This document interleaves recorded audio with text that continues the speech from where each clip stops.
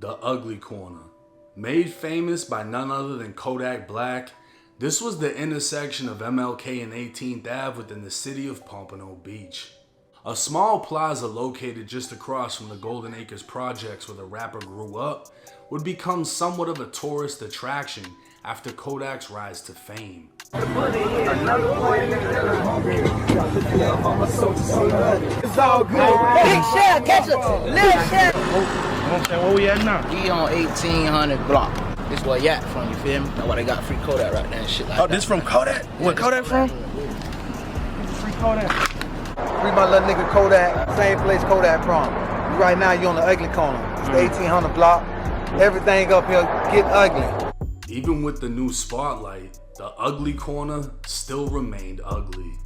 Investigators say around 5 Monday evening, 4 people were shot. 1, a juvenile, has since died. Their age has not been released. The other 3 are being treated at the hospital for gunshot wounds. A large group of people gathered outside the store. Sky 10 flew over the scene, blood outside of the business. BSO's homicide unit spent hours collecting evidence. No arrests have been announced. What's up, everybody? It's 1090J. I'm rocking with y'all and y'all rocking with me. And for this video, we're going to be speaking on the rapper C-Glizzy being released on bond after a deadly quadruple shooting and a whole lot of snitching going on. March 25th, 2024, it was 5 p.m. when reports of a shooting in the 1800 block began to come in. Broward sheriffs and Pompano Beach Fire Rescue arrived on scene, finding a 16-year-old shot multiple times. Attempting life-saving measures and rushing him to a hospital, the 16-year-old was pronounced dead. Investigators would learn 3 others had been shot and taken to the hospital in a private vehicle. The investigation into the quadruple shooting would reveal surveillance video of all 4 males standing outside of the plaza when 3 shooters turned the corner and opened fire. Another camera angle would allegedly capture a 4th shooter firing from a black vehicle. The Broward Sheriff's Office was now on the hunt. 20 minutes before the shooting, a silver Chevy Cruze was seen on Northwest 6th Ave. Its tag was captured by a license plate reader, and the same car would park near the plaza before the shooting and was seen leaving immediately after. The vehicle was registered to a woman named Marquita Peterson who resides in Pompano Beach. Although she was the owner, her son Aaron Benoit was the primary driver. Aaron was a local athlete, and back in 2022 he'd be featured on Varsity Sports Network. Aaron, how are you, man? Good, I'm doing good. Good. Tell me about the position you play. I'm an athlete. I play everything on the field. Love it. I was hoping you'd get that answer after what the coach said. I was just maybe a little test. Talk about what that means to be one of those guys that coach has faith to plug in anywhere and play. They could count on me anywhere at any time to make a play for them if it's a big situation in the game. Do you have a preference on any certain position? I play wide receiver. There you go. And safety. There you go. I like taking away the ball and tackling. I love it. Love it. Aaron would later graduate from South Broward High in July of 2024, where he played wide receiver. It would seem Aaron was a good kid, but clearly wasn't making good decisions. On March 29th, Aaron and his mom made a delayed police report that their vehicle was stolen 27 days prior on March 2nd. Aaron swore he was carjacked by 2 black males wearing all black. According to Aaron's statement, he was told, "Get out of the car or we'll kill you." After Aaron got out, the second robber got in the passenger side and the vehicle drove off. This statement to the police was later recanted. On April 1st, Aaron agreed to speak with police again regarding the alleged robbery/kidnapping. This time, he promised to be truthful. During his interview with police, he said on the day of the shooting he was on his way to a friend's house to buy some weed. On the way there, he was approached by a friend named C-Glizzy. Christian Moore, aka C-Glizzy, is a 21-year-old rapper from Pompano who made headlines after surviving a headshot back in 2019. The shooting would leave him blind in one eye. Up-and-coming rapper C-Glizzy accepted his high school diploma. That's the best feeling ever. Exactly 2 years from the day he was shot in the head. The bullet is like grazed in, it went in, but it went in like through an angle. That's why I never died. C-Glizzy, whose real name is Christian Moore, says he was sitting in the passenger seat of a car waiting for his friend to come out of community food store number 4 in an area known as the Ugly Corner. His friend got back in the car and started driving away. That's when suddenly someone started shooting at them. C-Glizzy says he doesn't know why. And then we got into a car crash on the way to the hospital. C-Glizzy was ejected from the car. His brother, who was also injured in the crash, carried C-Glizzy on the side of I-95 until a good Samaritan pulled over. I'm a blessing, I'm a walking miracle. Aaron would go on to tell police C-Glizzy offered him $400 to use his car for the day. He agreed to rent out the car to him, but left his cell phone inside. Aaron said the car was returned to him around 9 p.m., at which time he got his phone back. This statement was also later recanted. Later in the same interview, he changed the story again, this time promising to be truthful after the previous inconsistent stories to police. Aaron went on to say on the day of the shooting, he was on his way to another friend's house when he was approached by his friends Devontae Lowe, Kyle Robinson, and Christian Moore, aka C-Glizzy. He said all of them were wearing all black and C-Glizzy was carrying a rifle. They asked for a ride to 8th Street in Pompano, near the shooting location. On the way there, one of them told him to drive around the corner because they saw someone they were looking for. Aaron told police they told him to park on the side of the store, and as soon as he parked, Aaron said his 3 friends got out and started shooting. When the gunfire stopped, Kyle and C-Glizzy got back in the car, leaving Devontae behind. Aaron dropped the 2 off at C-Glizzy's girlfriend's house before driving back to his mom's. After the interview, Aaron showed police the silver car was now black and said he used 12 cans of spray paint to disguise the car a week before this statement. Aaron identified all 3 shooters by photo lineup and said he'd known Kyle and Devontae for years. Aaron would further claim he did not know what the 3 shooters were up to before the shooting.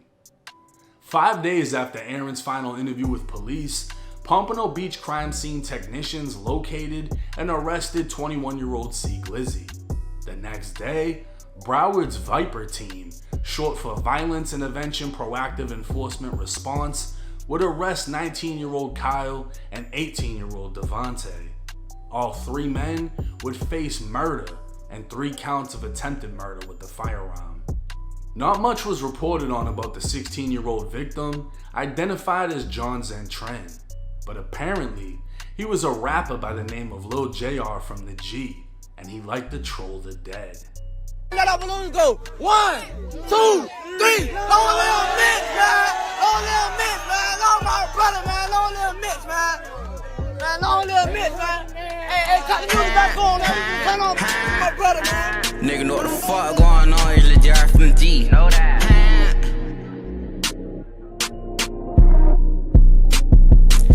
JR from the G, park the car, I'm tryna creep, running down and press delete. All the boy got left the seats, I ain't shooting from no 3. Get up close, put you to sleep. Now he all in Brody weed. I been tweaking for a week. Told him nigga grab a V. What the fuck is GYG? You nailed the hot up by that V. All I know is 2 to 3. Grab my zoo and drop my ski. I'm known for passing out on feet.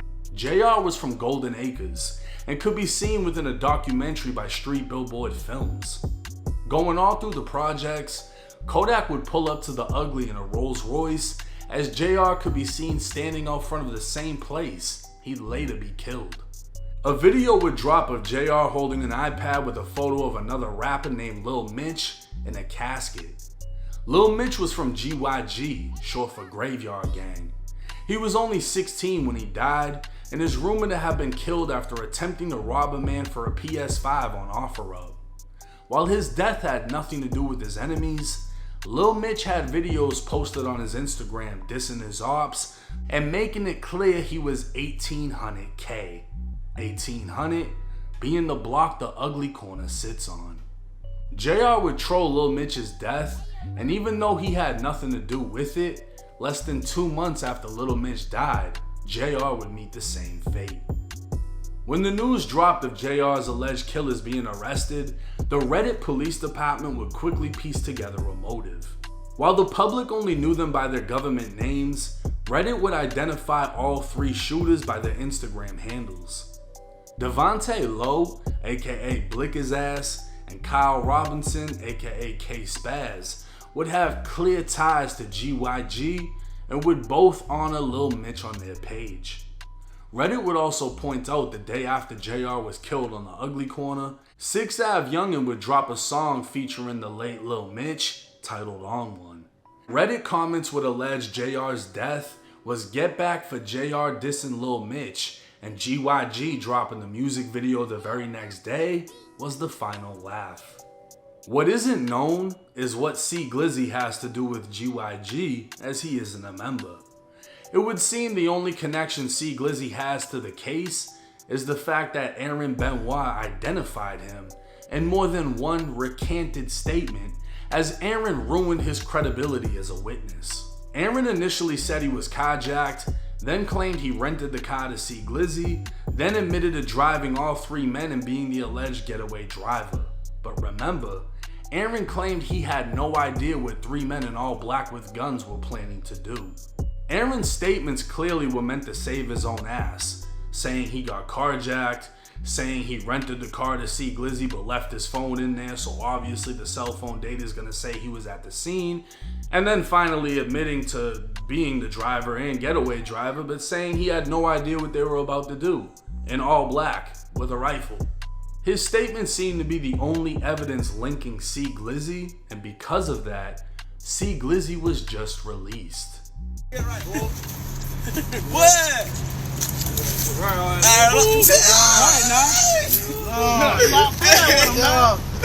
Hanging out my drawers, you can tell I got the blick. Only ducking from the locker, every day I'm taking risks. I be playing that shit raw, cause I'm knowing how to get. If a nigga shoot my shot, boy, you know I ain't gon' miss. Told y'all to cook the plot, toast the yacht like grits. Posting a $100,000 bond, C-Glizzy would waste no time before showing out in a Corvette with jewels on, and his signature eye patch looking like a Pompano Beach pirate.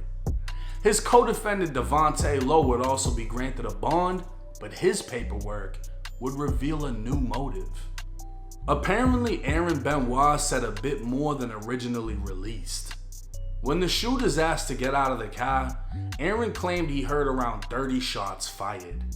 He put the car in drive when 2 shooters jumped in, leaving the 3rd at the scene. He claimed he didn't know what the shooters were going to do beforehand, but knew the intended target was 22-year-old Elijah Gustave. According to Aaron, Elijah was allegedly responsible for shooting C-Glizzy back in the day, causing him to lose his eye.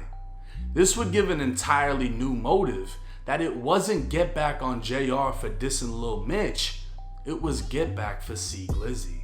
Cell phone data would also apparently show Glizzy and Devontae at the scene at the time of the shooting, and even with that being said, Devontae was given a bond, and Kyle has a bond hearing coming up in a few days. At this time, we don't know what the fuck the motive was.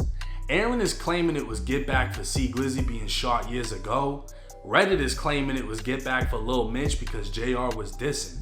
But what we do know is 4 people got shot, including Elijah, and JR was the only one that died. Aside from cell phone data, the only evidence linking them to the quadruple shooting is Aaron, and for some reason, he hasn't been charged as the getaway driver. We'll just have to wait and see how this case plays out. Now, this is my opinion and my opinion only. I feel like there's a possibility they beat this case. We haven't heard that they recovered the firearms, they have DNA evidence, anything like that. They say that they have some cell phone data. Aaron, who's the star witness, is the getaway driver. He admitted to it. He drove them there, he drove them back. He's claiming that he knows nothing about it. Mind you, he files a police report, almost a month late, saying he got carjacked. Then he says he rented the car to his friend and left his phone in it because, his phone, that's gonna show his cell phone data saying that he was at the scene. Then he changed the story a 3rd time and said, yeah, I drove them and they were dressed in all black and C-Glizzy had a rifle, but I didn't know what they were gonna do. And then when they let 30 shots off on the Ugly, I just started driving and 2 of them jumped in. I didn't know they were gonna jump in. I didn't know this was gonna happen. So this is Aaron Benoit, the wide receiver from high school, right? other than that, what else is there? It doesn't say anything else got them fucking arrested. It doesn't say there was any other probable cause aside from these statements. And he's recanted 3 different statements.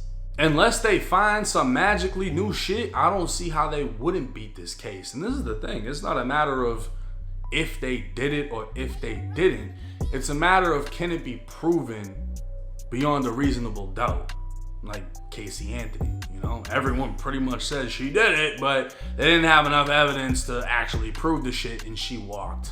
And the fact that they all have bonds just further goes to show the evidence can't be that crazy, right? Because Melly hasn't been given a bond at all 6 years later, but C-Glizzy gets a bond and walks out, puts a chain on immediately after. He's flexing, he's stunting, he's hanging out, and he's living life, and he's most likely doing so with a smile because of the overwhelming amount of confidence he has to this case. Aaron's the only one that brought up Elijah that allegedly shot C-Glizzy. Other than that, everyone else on the internet seems to think it's some GYG shit, and Glizzy has nothing to do with GYG.